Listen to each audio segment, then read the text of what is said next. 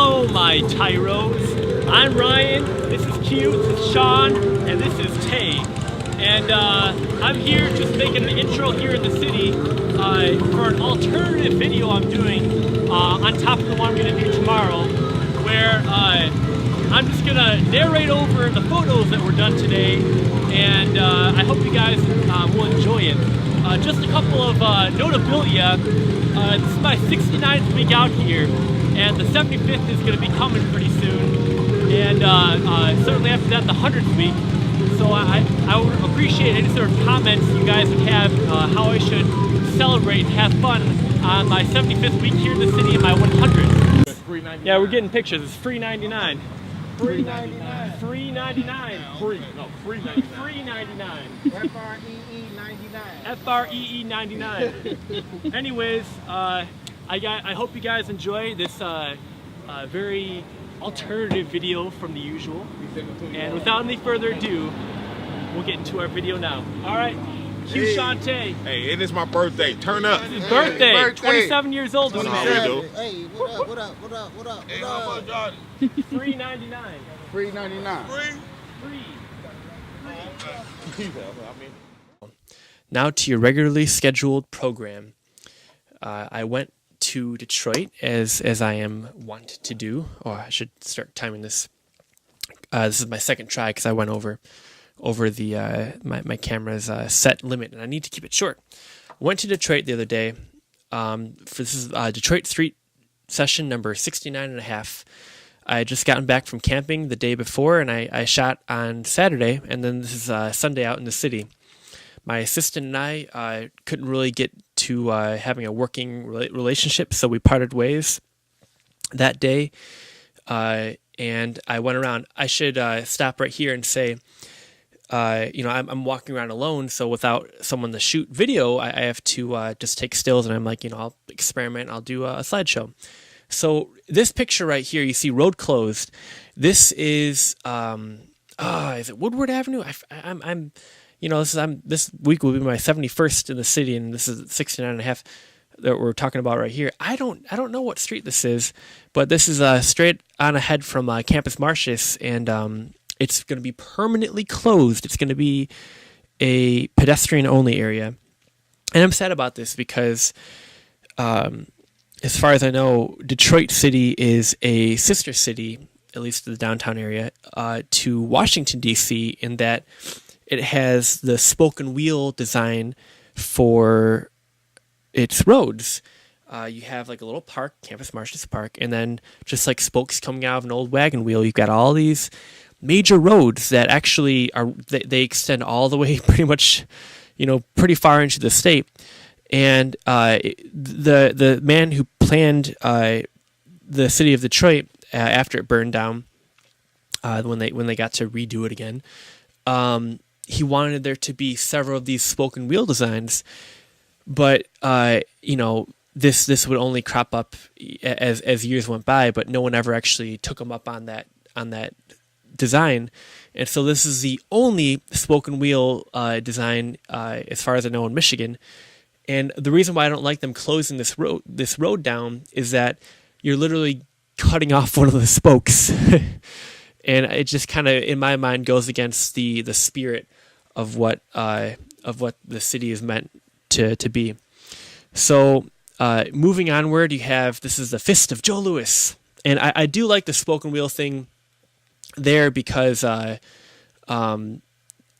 sorry, I do like them having the road closed here because in this situation, people have all too often nearly been hit by cars that I've seen. I'm sure worse things that I haven't seen have happened, and I like that they close off the little turnaround on either side of the Joe Louis Fist. For context, Joe Louis, he is a hero for the city of Detroit.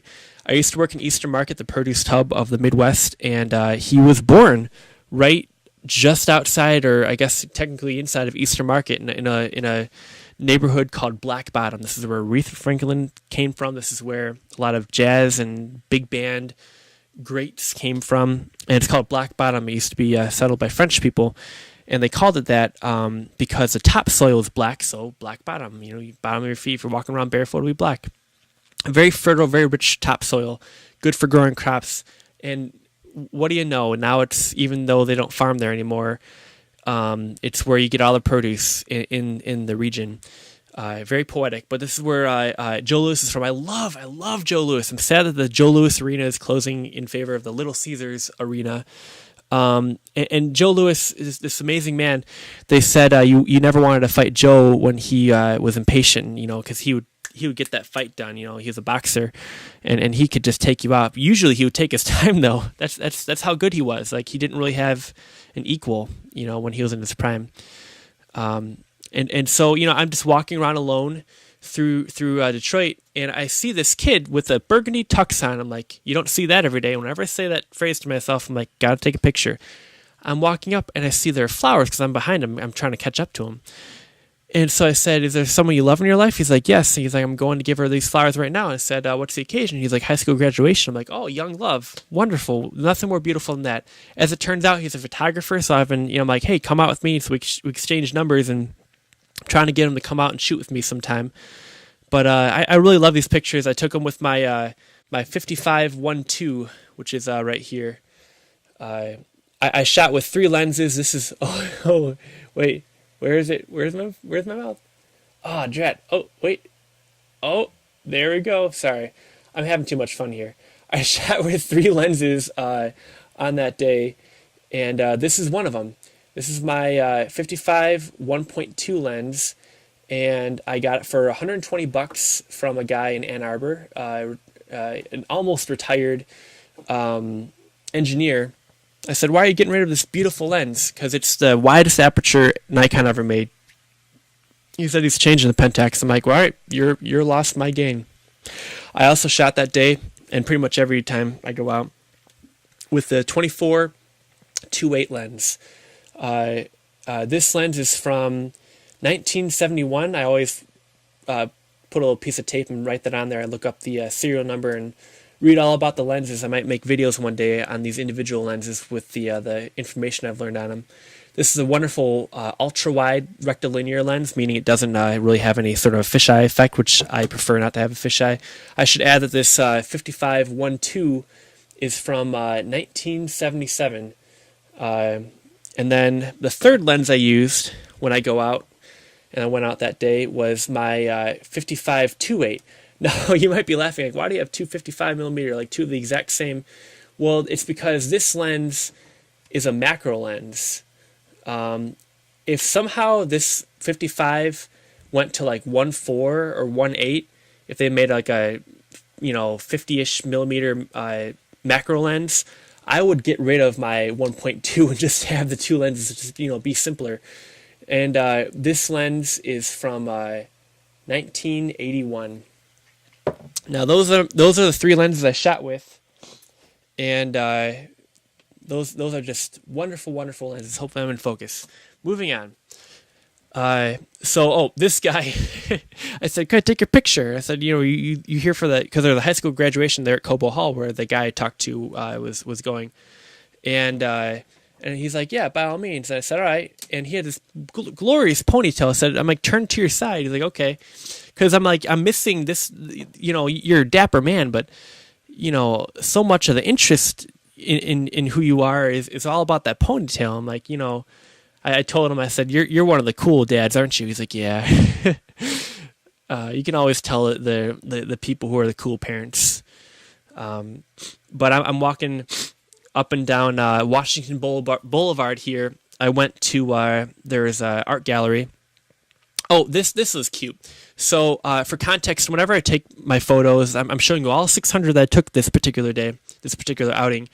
When I get home, I take all the decent photos and I put them in a folder, and then I just keep taking the decent photos and just kind of getting rid of lesser good ones until finally I have my top 10. Now I can't, for most of these photos right here, because I haven't called these photos yet, I can't tell you which one of these is the best, but certainly one of these I would assume is a keeper, might be a top 10 worthy. It's just a cute little girl and her little brother, and I took their picture, and it was just a sweet moment, I would love to catch up with them when they're older and be like, I took your picture. Now this is funny. this is a picture I would never publish because it doesn't look that cool. But the sign says "Free coffee with purchase of the Wurlitzer building. See above for details." You buy their building for probably few $100,000, maybe over $1 million. I'm not sure what the prices are. They'll give you free coffee. The funny part about this, because I was laughing with some people who are eating nearby, apparently the building's already sold, and they just left the sign there. That's just the silly part, It's an offer that cannot be actually redeemed. Now here's at the Library Street Collective. There's this man, Stacy something. The second to last week of the showing. Now it's long gone.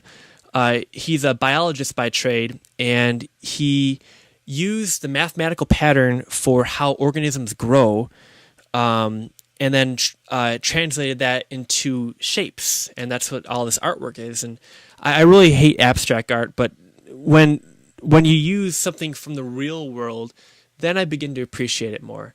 But this is Abraham Lincoln. There's a plaque saying that their statue is restored, but if you get up close, it's really poor shape. There's some macro shots of some wildlife. Wow. Well, no, not wildlife. That'd be an animal. Some plant life. Man, I'm out of it. And I wanted to stop and say that I learned that Detroit. Okay, so Detroit. There's a term called NFL City, and an NFL city is a city in which there is an NFL team. Detroit is the only NFL city in America that is not deemed big enough to warrant having a major cell station there, like for a cellular reception. Also another, because Detroit's such a messed up city. Also about Detroit, it is the only major city in America that does not have a significant rat problem at all.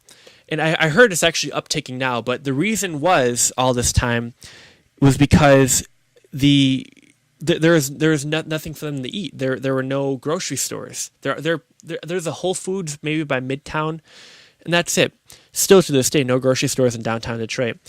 And so basically, upon hearing that, whenever I see any sort of life that's natural life, like greenery or animals, I rush and I try to take a picture of it. So, even if I'll never use it, I try to take a picture, because to me, if rats can't even survive in the city, to take a picture of a flower or anything like that, it's inherently interesting. Maybe not to anybody else, but to me, I find it to be fascinating. This is the People Mover, Broadway. I talked to the owner of that place for a while.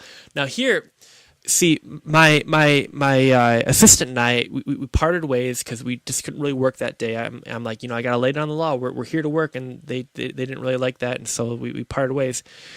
So I'm walking back to my car. I'm like, I figure it's all done for me. And here's this kid, the street performer, because I know he's a street performer because he's got a bucket, and it looks like he's done performing, so I don't want to bother him. Let him. He's probably tired. I assumed he was a drummer. And he walks up to me. He's like, "Hey, you are a photographer?" I'm like, "Yeah." He's like, "Will you take my picture?" And I said, "Yeah." I said, "What do you do?" He's like, "My name is Detroit Ninja." I'm like, "What do you do?" He's like, "I'm a street dancer." I'm like, "All right, show me your best moves." So I get out my ultra wide lens, which I can't show you because I'm filming it on it right now, my 16-28 Tokina that I got for maybe like $400 many moons ago. And by many moons ago, I mean January 2016.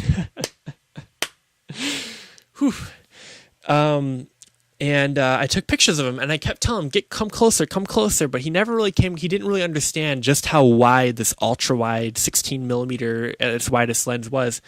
My exposures were off, but worst of all, because that can be maybe dealt with, my composition was awful. I was trying to get the red sun in the background, that building. Wow, that wasn't very descriptive. But that pole, that light pole behind him, just gets in the way. I was saddened by that, but I saw him last Sunday, and I talked to him. I said, "You're going to be here every week." He's like, "Yep." I'm like, "All right, I'll get a picture of you sometime." Because, again, when I saw him on Sunday, he looked like he was tired, like he had just been doing his routine for a while. I'm like, "All right, I'll talk to you later." And we had a nice interaction. So about this time, I'm like, okay, I'm gonna walk back to my car. I'm done for the day. Well, my assistant phones up and is like, hey, I'll shoot with you. And I said, all right. And so I had to walk all the way back and meet up with her, and we got back together and we started shooting. This is me walking back toward Midtown-ish, where she was parked. And I got this wonderful series of shots of these construction workers. Beautiful, beautiful pictures. Oh, this is funny. So these guys were changing. I looked like they're changing their tires. So I peeked into this parking garage and I said, "What's happening?" They're like, "We're changing our headlight." I'm like, "From beneath?" They're like, "Yeah, the new car is, they'll charge you $200 if they do it at the dealership." So I ran in and took a picture, and sometimes those nothing pictures become something. So that's why I rushed to do that. Okay, I've got 5 minutes left. Man, I'm gotta make sure I get through this. So I'm walking back to Midtown. There's the M1 rail. Now, a few weeks back, before this picture was taken, Chris Cornell, lead singer of Soundgarden, played his last show there at the Fox Theater. And I talked to a couple of the doormen, I should say, on a couple separate weeks. And I said, "Were you there that night?" And I said, "No," but they said I knew someone who was. And I talked to various people, and I think one person, I actually did talk to someone who was in the crowd that night. I think it was on this past Sunday. And I said, "Is it true that from the microphone," this guy, he ended up committing suicide after he played a show there at Fox Theater. I said, "Is it true that he said the people that were supposed to go to the next show are going to wish they were at this show?" And they said, "Yes." And I said, "Is it true that the last song he played was a song about dying?" He said, "Yes." The person who was there at the show, and the doorman also confirmed this as well. And it was just really sad that this guy very much premeditated, and the reason why, suicide is wrong. Suicide is pride. You're just full of yourself. Don't commit suicide. But what really gets me is that he has a wife, but he has kids. And if you have kids, if you have a wife, your life is not your own. You gotta hold on. You gotta find a way. But I took a picture of the marquee because you never know. You never know if that's gonna be the last time someone's there. And I don't know. I just really kind of breaks my heart. And I never really listened to his music ever, but certainly the humanity of it all tugged at my emotions. But this is me getting back toward my assistant. I guess I walked the wrong way, so I had to turn around and taking pictures. Of course, you can't stop taking pictures. Now here it's about nightfall. Now what happened was, between now it's completely dark. I talked for a couple hours. Can you imagine me talking for a long time? Believe me, it's possible. I talked for a couple hours to this guy named CDK. He plays chess down there, and his buddy, I forget his buddy's name, but we talked for a long time about photography, about philosophy, about religion. It was just a beautiful conversation. We had like one of those like amazing like handshakes, like double handshakes. Like we really had a deep, wonderful conversation. Meanwhile, CDK bought my assistant and I Pepsis. I don't drink pop, so I gave my pop to a homeless, not in front of him, but I walked away, gave my pop to a homeless person. And then when she finished her pop, I gave the empty to Joe here, my homeless friend Joe. Joe pulled me aside, like, "Ryan, can I talk to you for a second?" He told me about some issues in his life, and he's like, "Can I ask one more favor?" I said, "Yeah, anything." He's like, "Can I listen to some music?" And this is my favorite picture right here of the whole day. These pictures are my absolute favorite pictures. They look like they're paintings because they're such a high ISO, and from a low, I'm using my my Incredipod Ultra, tripod thing for $20. Anyways, then some kid had his birthday. But Joe, that was maybe the highlight of the night, talking to Joe, and he asked to listen to some music. Didn't ask for money, didn't ask for help. He's like, "Can I listen to some music?" And I said, "Okay." And he listened to a song by Tupac about, being strong. Then he listened to two old black spiritual hymns, and he knew all the words to all three songs, the two hymns and the Tupac song. And the hymns were about being strong and surviving and courage. And he's singing, and he was almost near crying. It was very, very touching, and just the pathos that brings out. Now this is the last picture, and as my time is winding down, oh no, this guy and I, on the left, I said, "Is that your natural hair color?" He's like, "Yeah." I said, "That's in style right now." We had a big conversation. And he's in the photography, so I gave him advice. I said, if you remember one thing, remember these two things. Buy used and buy Nikon. All right, well, I got to get out of here. I hope you enjoyed this video. I'm trying to end on a good time. Homemade strawberry lemonade. I don't have time to talk about it. I will talk to you another time. God bless. Pray for me. I'll pray for you. Au revoir.